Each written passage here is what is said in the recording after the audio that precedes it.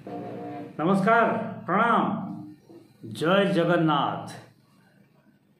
जय जगन्नाथ इसलिए बोल रहा हूँ कि आज हमारी उड़ीसा का सबसे बड़ा पर्व festival, that is the car festival, रथ यात्रा आज अनुष्ठित हो शुरुआत हुआ है।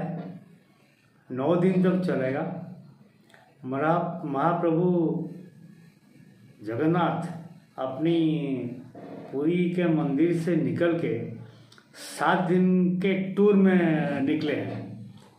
दैट हम लोग तो हर साल में जैसे अपने भी वैकेशन प्लान करते हैं, तो उन्होंने भी एक साल में एक ही वैकेशन प्लान करते हैं। अपनी मौसी इन सेंस उनका मदर का जो सिस्टर है मौसी, उनका घर में जाते हैं।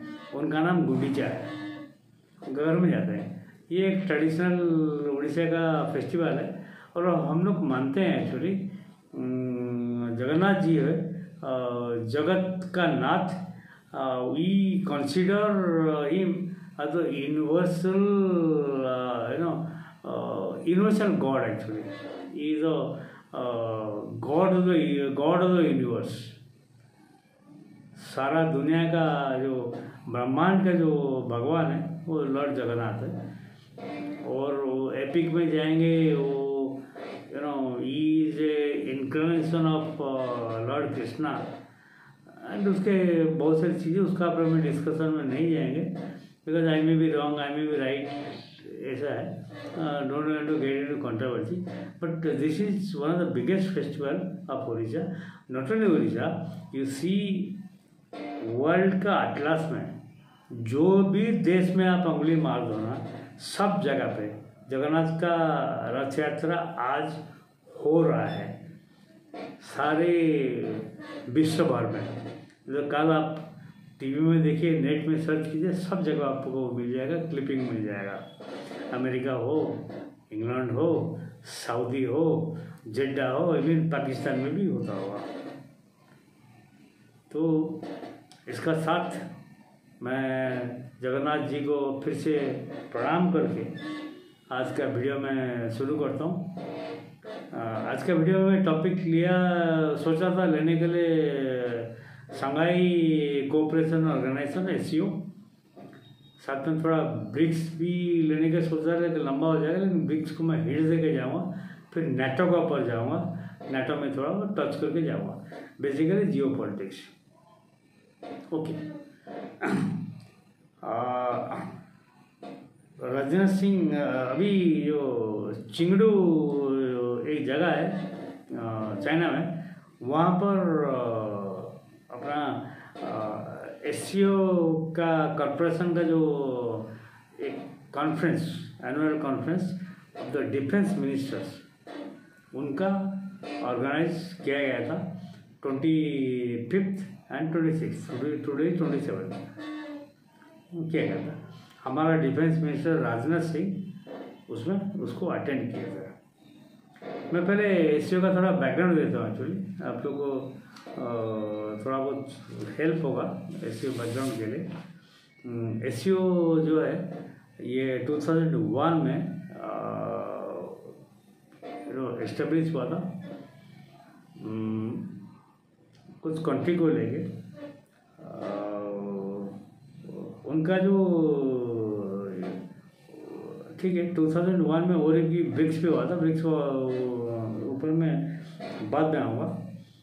इसमें जो मेन कंट्रीज है रसिया, बेलारूस, जो सोवियत यूनियन जो डिसइंटीग्रेट हुआ था और सेपरेट कंट्री बन गया था, उसमें वही कंट्री लोग जनरली एससीओ में है।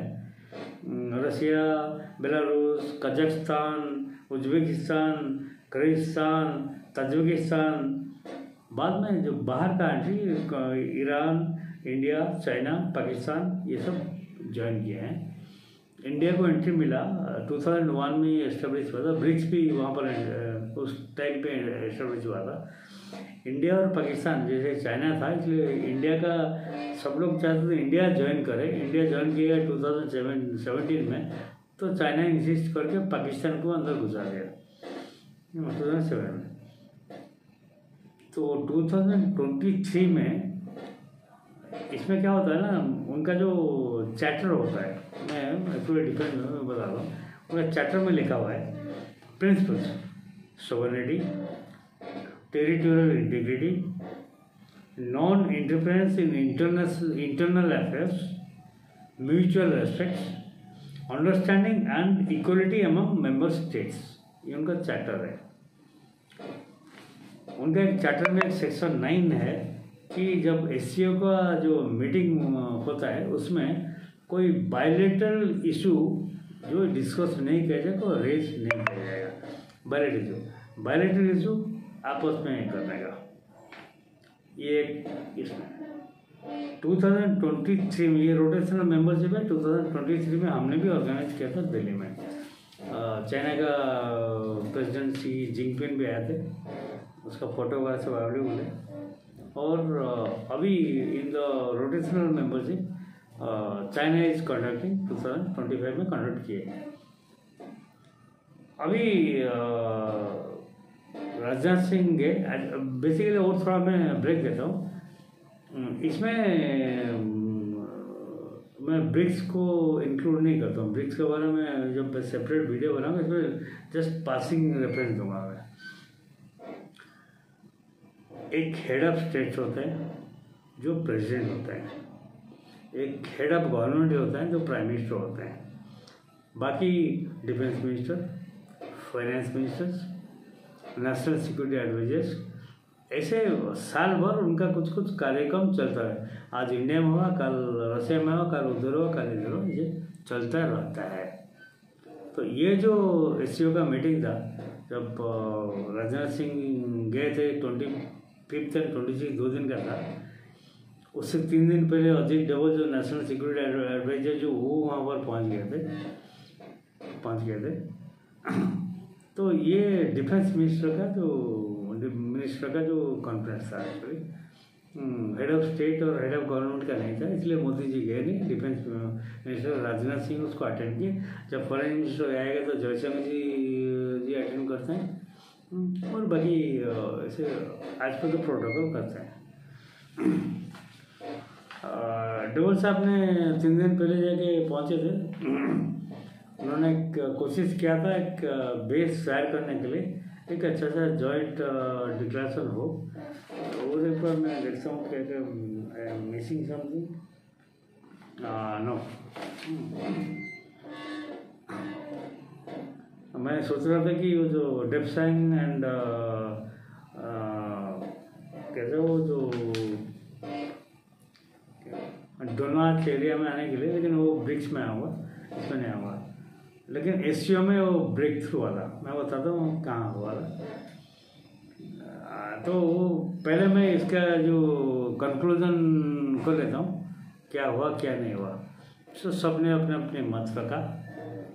इंडिया अपनी स्ट्रांगली मत रखा कि हमने ये जो बना था इकोनॉमिक कोऑपरेशन चलता रहेगा, सोवरेनिटी को ये से सब रिकॉग्नाइज करो, अभी भी कर रहे हैं, कौन सा कोई मना कर रहा है। लेकिन मेन टॉपिक जो इंडिया रेज कर रहा था वो टेररिज्म। तो पाकिस्तान भी उसको लपक गया। एक्चुअली पाकिस्तान का डिफेंस मिनिस्टर ख्वाजा आसिफ भी वहाँ पर या वो थे मीटिंग में। हालांकि बायलैटरल मीटिंग जो 4-5 दिन पहले मीडिया वाले जो हवा दे रहे थे, बायलैटरल मीटिंग होगा शायद इंडस वाटर ट्रीटी के बारे में कुछ बात होगा, ऐसा कुछ हुआ नहीं है। उनका जब हमारा एनएसए अजीत डोभाल थे, उनका भी जो एनएसए जो फील्ड मार्शल असीम मुनीर उनका एनएसए है, वो भी वहीं पर प्रेजेंट थे, लेकिन किसका कोई मीटिंग वगैरह नहीं हुआ। बट सब लोग लगे कि वो जो जॉइंट डिक्लेरेशन होता है उसको इन्फ्लुएंस करने के लिए 10 कंट्री का जॉइंट डिक्लेरेशन। लेकिन उनका चैप्टर में अगर एक कंट्री बोलते कि नहीं मैं साइन नहीं करूँगा तो उसको माना जाता है ये मीटिंग फ्लॉप है। It is not accepted by the whole. अब सवाल आता है कि जब चाइना में हो रहा है मीटिंग पाकिस्तान तो आप जानते हैं चाइना की गोद में बैठा हुआ है। चाइना से 80% जो डिफेंस का एक्सपोर्ट वो पाकिस्तान लेता है, और चाइना का जो न्यू जो इनोवेशन करते हैं वो पाकिस्तान में एक्सपेरिमेंट होता है, जो सिंदूर में देखा गया। चाइना का सारी चीज़ जो एक्सपेरिमेंट वहाँ हुआ है, हाँ, तो सब फ्लॉप होने के बाद अभी चाइना सोच रहा है कि साला ये फ्लॉप होता है।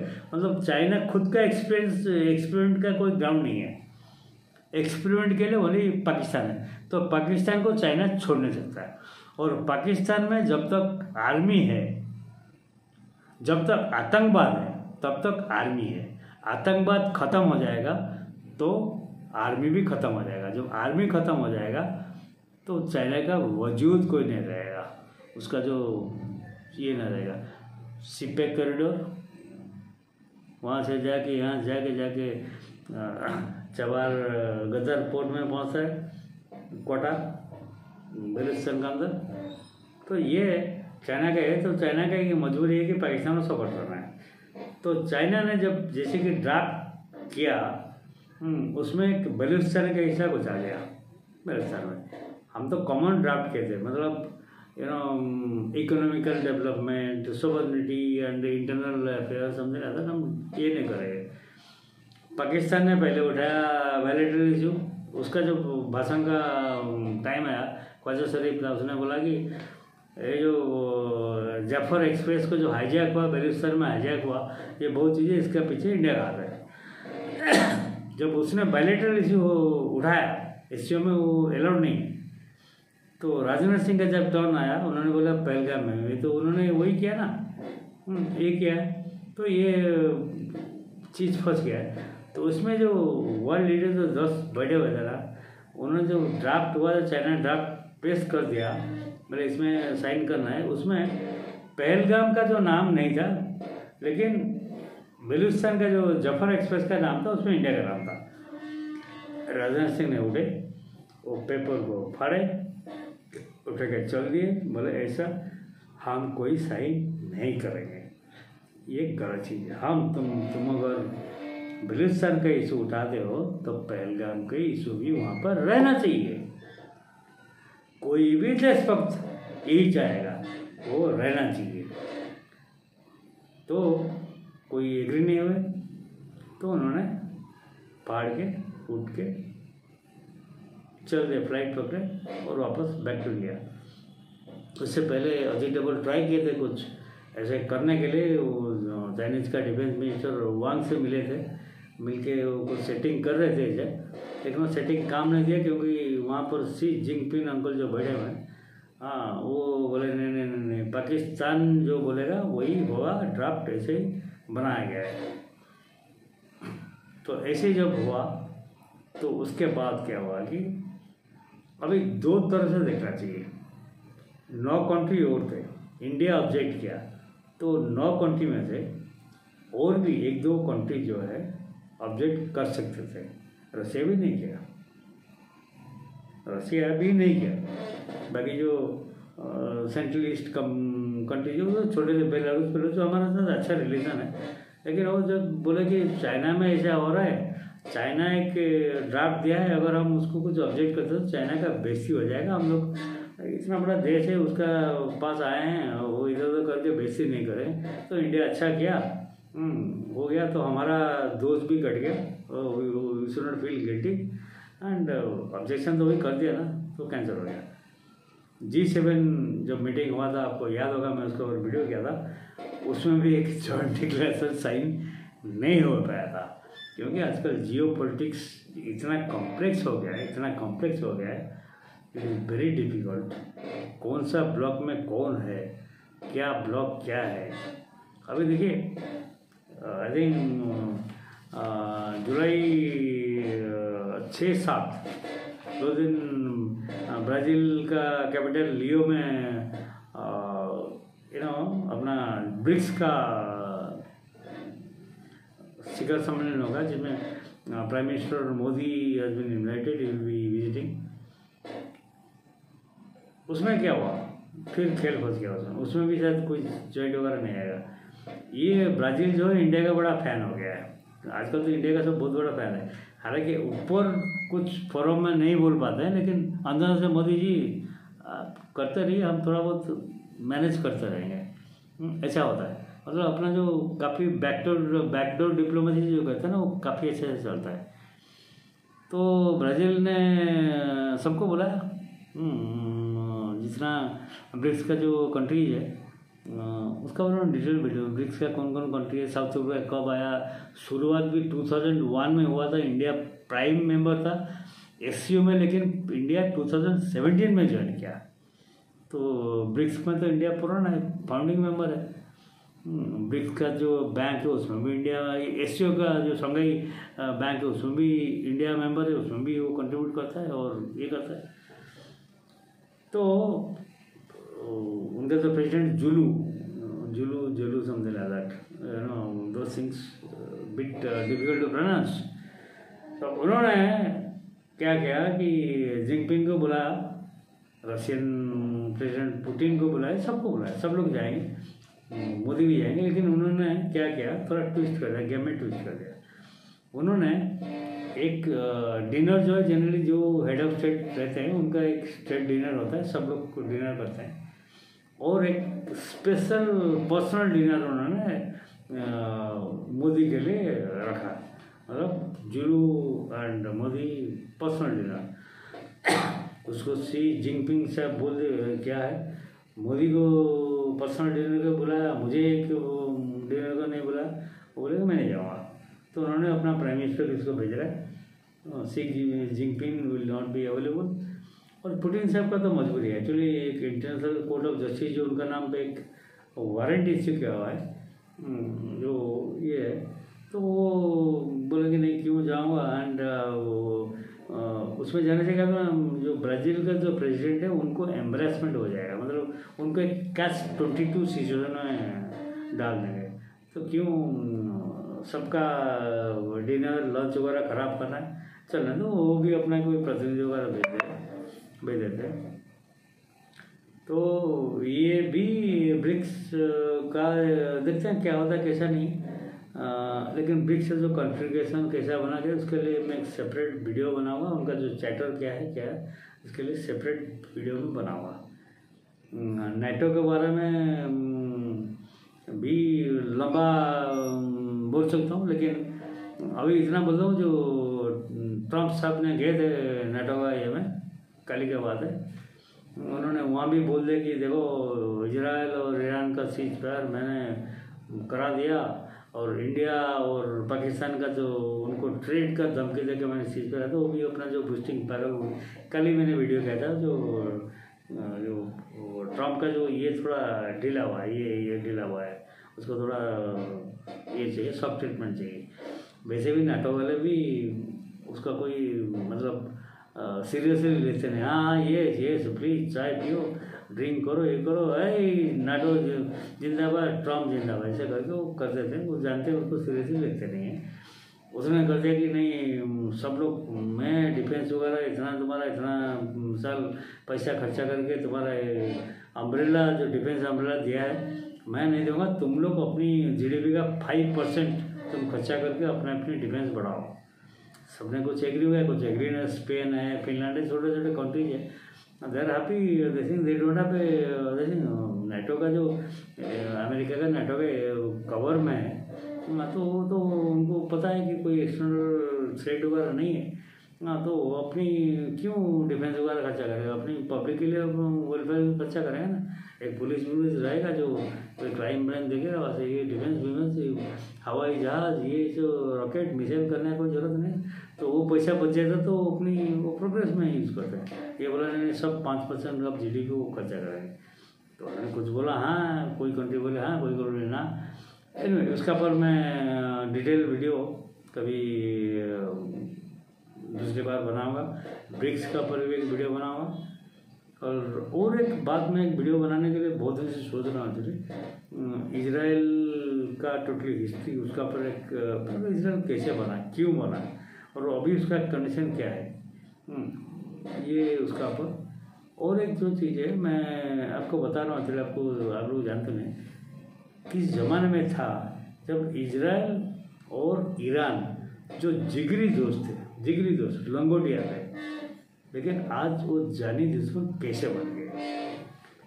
जो इजराइल जिस ईरान का जो न्यूक्लियर इंस्टॉलेशन में बॉम्बिंग कर रहा था, उसको इजराइल का हेल्प से ईरान बना रहा। मिसाइल प्रोग्राम बहुत चले, इसका ऊपर एक सेपरेट वीडियो में बना हुआ। वीडियो थोड़ा लंबा हो जाएगा, हो गया 22 मिनट का हो गया। यहीं पर मैं वीडियो ख़त्म करता हूँ। फिर से आपको अपील करता हूँ, लाइक कीजिए, शेयर कीजिए और कमेंट भी कीजिए और मुझे अभी विदाई दीजिए।